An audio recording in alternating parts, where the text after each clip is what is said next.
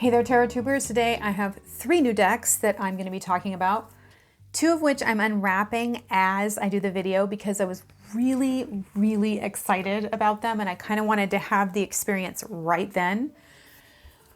A little bit more in depth today on these 3 decks, and then in the future I will do some readings with them so you can kind of see what I'm pairing them with and kind of how I think they read. So without further ado, let's jump on in and check out these 3 new decks. First up is the Verdance Tarot, and I know that there are a lot of reviews out there on this one. I waited to review this. I've been so excited. This is by Stephanie, I'm going to get your name wrong, I'm so sorry, Pui Moon La, and there's a foreword by Annabelle Wen, our own Annabelle Wen from here on TarotTube. If you're not familiar with her artwork, you might remember her from the Shadowscapes Tarot, the Verdance Tarot, and this is a beautiful box with a nice big chunky book, which Llewellyn is always so good at providing for all of us. And each one of Llewellyn's new boxes seem to be coming with this individual card holder, which I've been recovering and making into Christmas gifts. And I should do a little video on that. But here's the box. You guys know I'm not super excited about these boxes, but it is lovely. I love what they've done here. And it says, through verdant woods where secrets lie, an ancient one hails to the sky. May a path unfold to the glades where spirit speaks and truth pervades. Happy to have this tarot. So beautiful backs, just lovely. Look at the little beads like dancing around, doing their thing. So pretty. And then I'm going to close up on these because there's just so much going on in these cards, as always. Her cards are so beautiful, filled with so much movement, and there's just wonder and joy in this work. It's just eagerly anticipating this. I have to say, although the words are muted down here, I'm not having any trouble reading them, and I don't have the best eyes, so I appreciate that because sometimes I just can't quite read the words on some of the fonts that people choose, but I can. You'll find repeating symbols like the spiral in here. This is the Emperor, and this is the 10 of coins over here. So here's the Page of Coins and Hierophant. You've got the lovers. Look at the cranes as the lovers. Just so beautiful. And they've got these pearls in their mouths. And then they've got this pearl down here as well. Here's a dragon over here for the Knight of Coins. I like that idea, dragons and gold. And then the Queen of Coins. Just absolutely beautiful illustrations. Now we go into the Ace of Swords, and you're going to see a theme here with the owl. You can see here, it's like kind of go through, or no, not the owl, with flight. Anything to do with flight. So again, the crane, the swan,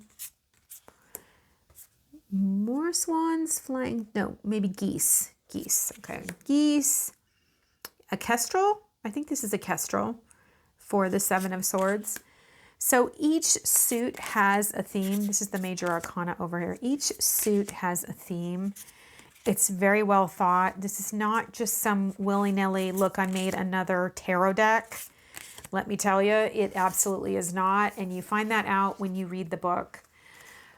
In the Shadowscapes Tarot, I always felt like I wanted more from her, just in the book, just a little bit more. But I do feel like this book, although it's short, it does deliver. So again, you've got the full color on one side, which is really lovely. So here we have the Hanged One and the keyword, the sacrifice. Then you kind of have the synopsis, the keywords that describe this card. And then you have a a share. I'm going to call it a share because that's what it feels like. This whole deck feels very reciprocal. Like I always feel like I'm able to dive into the card and the card is giving back. And every time I look at it, there's something different. So it says, through sacrifice and trials, the Hanged One achieves enlightenment, not just for their own growth, but for the benefit of all. This is not an easy path. It requires letting go and taking the time to reflect while in a state of full surrender. Sometimes it means upending your world and allowing new perspectives to take root in your mind. This requires a calm state, one that allows for resetting of emotions, motives, and self. Concerns must be set adrift so the mind is open to what can slip into the void of peace. Be willing to accept loss for the greater good. This is the archetype of surrender, patience, and seeing life from new perspectives. The sacrifice teaches us the value of letting go. I'm really impressed with this deck. I knew I would be. Darn it, I just put this back in order and now I'm getting it out of order. Anyway, shoot. I knew I would be impressed with this deck. I feel like this is something that was birthed, truly birthed. Look at these drawings. They're absolutely incredible. And I feel that she has a relationship with the tarot and with the cards themselves. You're not going to get the same old Rider Waite. You're going to look at these cards and be able to pathwork if that's something that you do. Just an incredible way to experience the tarot is through pathworking. By the way, I do workshops every month where we talk about tarot and oracle and how to work with those. And I usually tackle it by through some kind of topic that will be sort of the catalyst for us to explore the cards. And if you're interested in attending one of those, you can sign up for my newsletter down below. Look at these. Aren't they gorgeous? What an incredible... I'm trying to put these kind of back in order. Darn, I really screwed that up. Anyway, the Verdance Tarot by Stephanie, and the forward is by Benable Wen, which I feel like a real sign of how quality the deck is. Benable has an incredible grasp on the tarot and is a real gift to our community. You might want to check out her channel as well. Next up on my list is the Witch Ally Oracle, and this is by Dottie Graham McKay, and the artwork is by Laura Tempest Zarcroft. I don't know if you are familiar with her. Look at the box, is really pretty. Wonderful ribbon on there. Really, really nice. Just a beautiful, beautiful box. It's very solid. This is a Llewellyn deck, but I'm super happy that it is not huge, a huge box. Doesn't take up too much room. All right, nice, good size book. Color illustrations of the cards, which is really nice. You can see they're on the left-hand side, so you can flip through. They are in alphabetical order. Okay, and you can see Laura's illustration style here. I love this dog. It's so animated, so alive. And these animals are kind of sitting in their own cosmic space, which I enjoy. And there are all sorts of cosmic symbols going on. Magical swirls. Look at the rat with the crown hovering over his head. And then each one has like a little symbol. And then of course they've got their name down below. Look at the weasel. It's just, look at this. I really enjoy the ladybug here and just how the leaf is sort of drawing my eye towards it. And, you know, when it's spring here on the farm, that's one of the first things that I can tell, like, oh, it's actually spring when I see the first ladybugs emerge without their spots. If you didn't know, baby ladybugs don't have spots. So just little red beetles everywhere coming out to eat all the aphids that are trying to get my roses. Yeah, so if you like animals, and I do enjoy animals. I work in my journeying and, you know, on my shamanic path, I have animal allies that I work with on the other side. So I really appreciate these animals and this chance to have a deck like this. I can use this to set one out on my altar if I want, if I'm feeling like I want to connect with the energy of that animal. And of course, this is the wisdom of the witch's ally, right? So these are the allies that we work with. Opening up to Hawk here, but it actually starts back here. So you've got 2 full pages on each one. You've got a keyword. So you've got Hawk and then a keyword, vision. And then you've got keywords, a description of what's going on in the picture, which is really nice. Sometimes nobody bothers to do that and you kind of wonder what's happening here. Why did you choose this? Then there's the natural history, the folklore. So not all the folklore, obviously, that would be on Hawk. But here they've chosen, in Norse mythology, the goddess Freya possessed a cloak called Valshmir, I think it's Malshmir, made of hawk feathers that enabled the wearer to shapeshift into bird form and fly. The Egyptian deity Ra is often depicted with the body of a man and the head of a hawk. And then it goes on. So it's got a bunch, it's got a Welsh, it's got some Welsh mythology. I mean, it's got a lot of different mythologies, but not all of them out there, but enough for you to find a tradition that you're interested in or something that kind of grabs your attention. So if you want to pull that thread, you can go research, and you could research each one of these gods and goddesses. If that was something that was really calling to you as a magical practitioner. And then there's a message, message from the hawk. Dwelling on details can lead to stagnation. A wider perspective is more effective. You already know what you need to do. It is time to swoop in, take action. Pursue your highest calling. Great little book. Again, lots to go on here because even the natural history, for me, when I am working with a spirit animal, I will research how they actually live in the wild. And I will study them because you can learn so much about how they live and what they do to understand their strengths and what they're offering to you as an animal ally. So this is a great deck. Look at the squirrel. I have an obsession with squirrels. I watch them outside all the time. So yeah, I feel like this is a great addition if you journey a lot or if you love animal wisdom. I feel like there's so much you could do with this to have this on your altar. I mean, use it in ritual, use it for path working on your journeys, or just use it in your readings as like a power card. If you haven't checked out my Ideas for Oracles playlist, you should check that out because it's probably going to come up over there. Ideas for Oracles playlist. I'll have it linked down below. It's got all sorts of different ideas for using oracles in creative ways. Next up, long awaited. Oh my goodness, sorry about hitting my mic there. Long awaited, the Bonestone and Earthflesh Tarot, the Reawakening. Sorry, Reawakening. So this is not the original. I did try to get it, but I was too late to the party and it was super expensive, super duper expensive.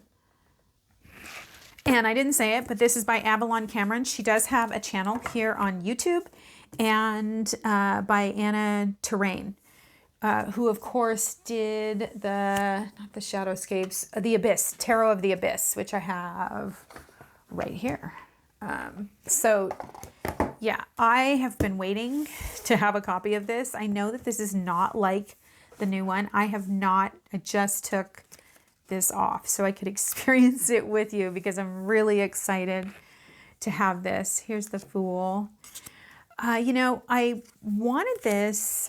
How many of you see something on TarotTube and then you just start crushing on it? Like it becomes, your unicorn deck where you just want it so badly. This was kind of that deck for me. I really tried to get my hands on a copy, and at one point it was on eBay for $1,000. So the fact that it went mass market, and it is different. I think that the original has borders. Somebody let me know if you have this deck. Let me know. Here's the Hanged one.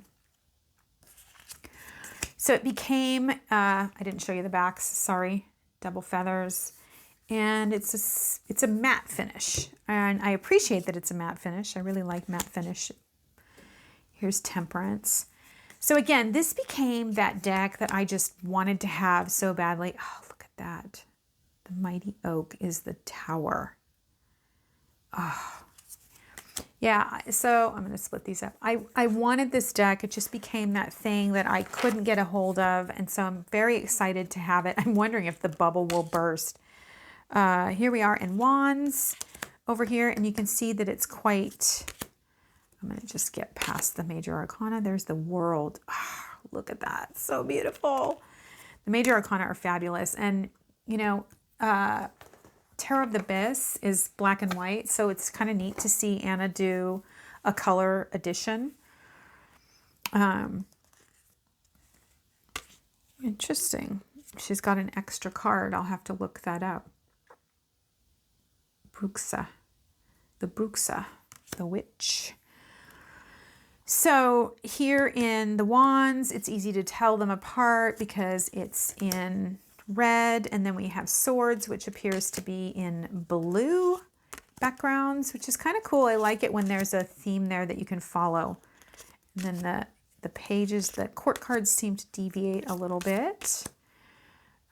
Eight of Swords, very interesting for an Eight of Swords. And each one of these has like a name attached to it. So like this one here, the Seven of Swords, the Shadow Emissary. It's interesting to read these from a non-Rider-Waite-Smith perspective and to just go into the illustrations themselves and to read this intuitively. There's a lot going on here. This is not your typical Eight of Swords that you see. Here's your Nine of Swords, the Beast. And when I'm in a Nine of Swords place, I definitely feel like that. I don't know about you. So here we go into Pentacles over here, and it looks like it's kind of like almost a rainbow, sort of like warm, summery yellow, but blue. So it's definitely sort of on the rainbow side there in the Pentacles. My favorite suit, by the way. Wow, look at this Ten of Swords. That's so good. What the heck is going on there? Ah, I see. These are heads on spikes in the background. I was like, what is happening? I thought they were tearing his guts out, but those are heads on spikes. Very interesting, but yeah, it's definitely over, right? There's no confusion there about what's going on. The Morgan for the Queen of Swords. Wow. Yeah, that's a great choice. King Arthur for the King of Swords. So I wonder if these are all Avalonian. Yeah, young Merlin. Except for the Knight is Athena. That's interesting. So we kind of switch over pantheons there. Not sure why she did that, but I haven't had a chance to really explore this one. How many of you have the original version of this, and how many of you have the new version? So I think Pentacles here. I just want to get to the end of Pentacles and look up. Ooh, the King of Pentacles is the Green Man. And then here I am in Cups. Cups are in this beautiful purple in the background. Interesting. Oh, Five of Cups. Look at this. That totally, you can feel the sadness in there. The Elephant Boneyard. That's really sad, isn't it? Six of Cups. The faces are incredibly emotive. I mean, Anna always does an amazing job of creating something so powerful. This is her Tarot of the Abyss is still a favorite for me. She's very clever. So let's move on to the book. I know I've kind of swooned over the cards a ton here. Let's move on to the book. So the Wild Solar Dance for the Sun, we've got full color, which is very typical for, oh, it's not Llewellyn, it is Blue Angel, but Llewellyn distributes Blue Angel. So you've got the name of the card, the Wild Solar Dance, you've got a little excerpt here. Then in a reading, what it means. Over here, you've got the reverse. It's always nice to have the reversed, isn't it? And then the narrative. At the time of the summer solstice, when the days are longer than the nights, the sun shines in radiant light on all, warming from the inside out. The natural radiance causes an abundant expression that consumes the landscapes and gladdens the winter-weary heart. This is the time of the wild solar dance, a celebration of sun and spirit that helps to further awaken the earth. When the drums beat louder, the song becomes more joyous, and the feet stamp harder on the damp green earth, and the movements become more ecstatic. Earth awakens and blesses the land with prosperity and happiness. That is so interesting. I do not consider the summer solstice to be this. It's more to me the, like maybe Beeltena rather than summer solstice, or even Ostara, honestly. So that's interesting. I don't necessarily, but I don't live down under. She lives in the southern hemisphere, so that may be the way it is over there. Correspondences are at the bottom: astrology, the sun, and numerology 1. So, and of course, this card is linked to Leo. So it's interesting that they have all of that in the book. I will be doing readings with these, like mock readings, for all of you to see how I use the cards and what I'm pairing them with over the next month or so. So check those out. And, you know, the reason why I do mock readings is to kind of show how you can work with the cards differently. And I think when we watch other people work with the cards, we get different ideas about the meanings, or how to put things together, or how cards connect or interact. Again, I do teach a monthly class, and if you're interested in being a part of that, you should sign up for my newsletter down below. If you made it all the way to the end, let me know what your favorite deck out of the 3 that I showed you today was.